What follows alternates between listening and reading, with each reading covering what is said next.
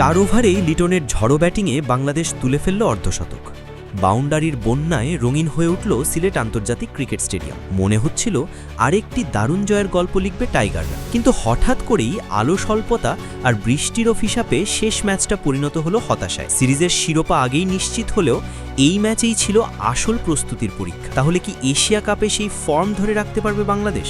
Bangladesh cricket দলের সামনে Asia কাপের আগে ছিল এক গুরুত্বপূর্ণ পরীক্ষা। নেদারল্যান্ডসের বিপক্ষে শেষ টি-20 ম্যাচটিতে একাদশে 5টি পরিবর্তন এনে পরীক্ষা নিরীক্ষায় নামেন অধিনায়ক লিটন দাস। আগের 2 ম্যাচ জিতে সিরিজ জয়ের ট্রফি আগেই নিশ্চিত হয়েছিল, তাই শেষ ম্যাচের আসল উদ্দেশ্য ছিল তরুণ ও নতুন মুখদের যাচাই। আর সেই পরীক্ষার শুরুটা হয়েছিল রীতিমতো দুর্দান্তভাবে। সিলেট আন্তর্জাতিক ক্রিকেট স্টেডিয়ামের মনোমুগ্ধকর পরিবেশে টসে হেরে ব্যাট করতে নামে বাংলাদেশ। উদ্বোধনী জুটিতে লিটন দাস আর সাইফ হোসেনের ব্যাটিংয়ে ঝড় ওঠে। 4 ওভার পেরোতেই দলীয় সংগ্রহ ছুঁয়ে ফেলে অর্ধশতক। যদিও সাইফ বেশিক্ষণ টিকতে পারেননি, মাত্র 8 বলে 12 রান করে ফিরে যান।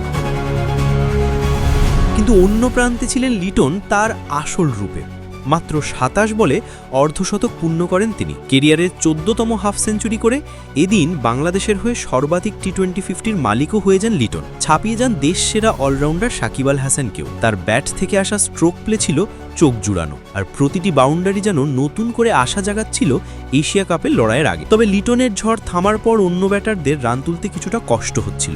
উইকেট ধীরে ধীরে স্লো হয়ে যাওয়ায় ব্যাটসম্যানদের জন্য বল টানাটানি করতে হয়। তাওহিদ হৃদয় 14 বলে 9 রান করে ফেরেন। শামীম হোসেন চেষ্টা করলেও 19 বলে 21 রানের বেশি তুলতে পারেননি। কিন্তু শেষ দিকে হাল ধরেন নুরুল হাসান সোহান এবং জাকের আলী। সোহান 11 বলে অপরাজিত 22 রান এবং জাকের 13 বলে অপরাজিত 20 রান করে দলের সংগ্রহ 164 রানে পৌঁছে দেন। এই রান নেদারল্যান্ডসের বিপক্ষে একেবারেই প্রতিদ্বন্দ্বিতামূলক ছিল, কিন্তু টাইগারদের স্বপ্নভঙ্গ করে হঠাৎ করেই নামে বৃষ্টি। ইনিংসের শেষের 10 বল বাকি থাকতেই খেলা বন্ধ হয়ে যায়। কিছুক্ষণ অপেক্ষার পরই স্পষ্ট হয়ে ওঠে আর মাঠে ফেরা সম্ভব নয়, আর এতেই ভেসে যায় সিরিজের শেষ ম্যাচ। বাংলাদেশের ব্যাটিংয়ে এই সিরিজে যেমন দেখা গেছে পাওয়ার হিটিংয়ের ঝলক, তেমনি বোলিংয়েও পেসাররা প্রমাণ করেছেন নিজেদের সামর্থ্য।